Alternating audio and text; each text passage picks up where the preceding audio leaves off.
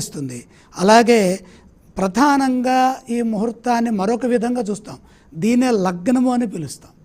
లగ్నము అంటే ఏంటయ్యా అంటే మంచి పని చేయడానికి ఉపయోగమైనటువంటి శ్రేష్టమైన కాలం. దాన్నే పుష్కరాంశ, శుభాంశ, శుభనవాంశ ఈ విధంగా మనం తెలుసుకుంటాం.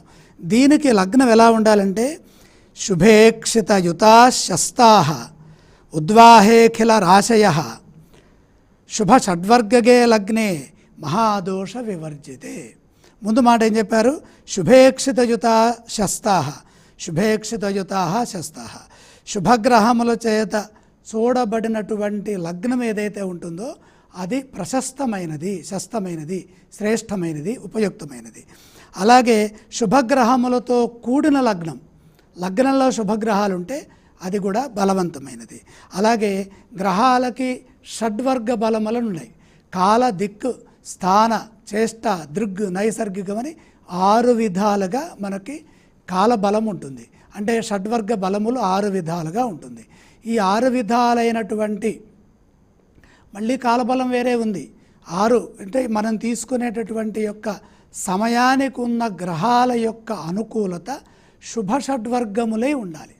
అంటే షడ్వర్గ బలాలు పొంది ఉండాలి. అలాగే ఉచ్చ బలాలు పొంది ఉండాలి.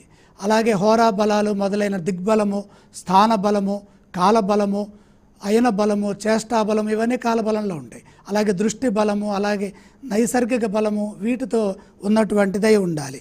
ఇంకా ఏం చెప్పారు? ఇంతే సరిపోదయా, మహాదోష వివర్జితే.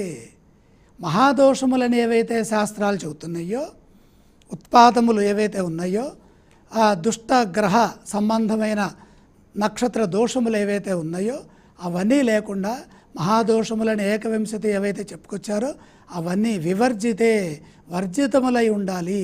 అలాంటి యొక్క కాలాన్ని పండితులు నిర్ణయించటం చాలా శ్రమతో కూడినటువంటి పని. అంటే ఒకటి అనుకూలిస్తే ఒకటి అనుకూలించదు. వారదోషం ఉన్నదంటే నక్షత్ర దోషం ఉండకుండా చూడాలి. అంటే బుధ గురు శుక్రయోహ ఉత్తమం, బుధవారం, గురువారం, శుక్రవారములు ప్రశస్తములు, శని ఆది మధ్యమం. కాబట్టి శని ఆది కార్యక్రమాలు చేయటం మధ్యమ ఫలాన్ని ఇస్తాయి.